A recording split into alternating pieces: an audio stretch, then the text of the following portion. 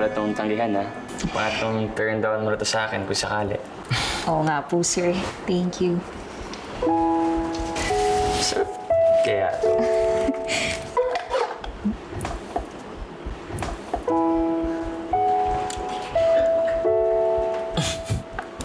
bakit ganito?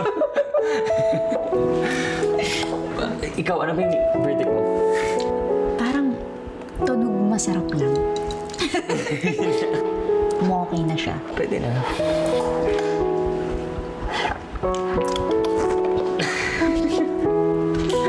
Oo, okay na.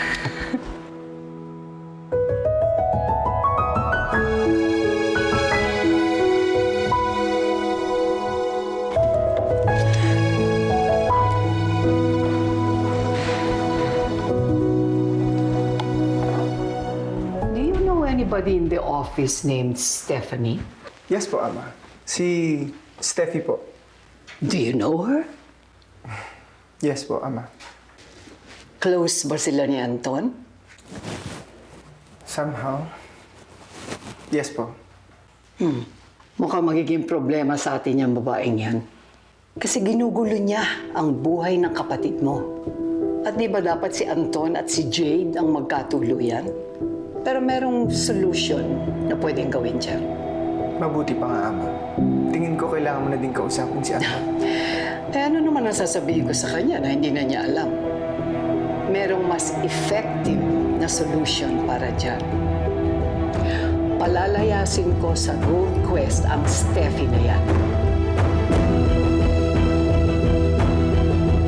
Hindi mo dapat ipatanggal si Steffi sa Gold Quest. Ah, talaga? Bakit? Kasi- Paalala lamang, Joseph. Ako ang nagdidesisyon dito, hindi Pero, ikaw. Ama, hindi kasalanan ni Steffi na nagkakagusto sa kanya si Anton. Paano mo nalaman? Dahil ba pati ikaw, nagkakagusto na rin yan sa babaeng yan? Ganun ba? Akala mo ba hindi ko alam na naloloko ka na rin dyan sa Steffi yan? Kaya dapat lang paalisin na yan sa kumpanya. Kasi malas siya. Salot! Tama. Tapos na ang usapan natin.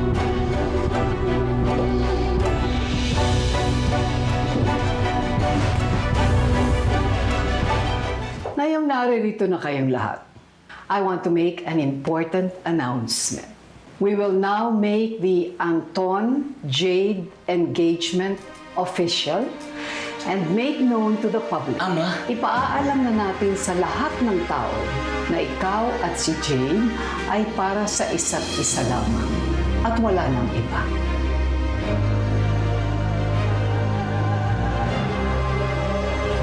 Hindi ba, Elizabeth?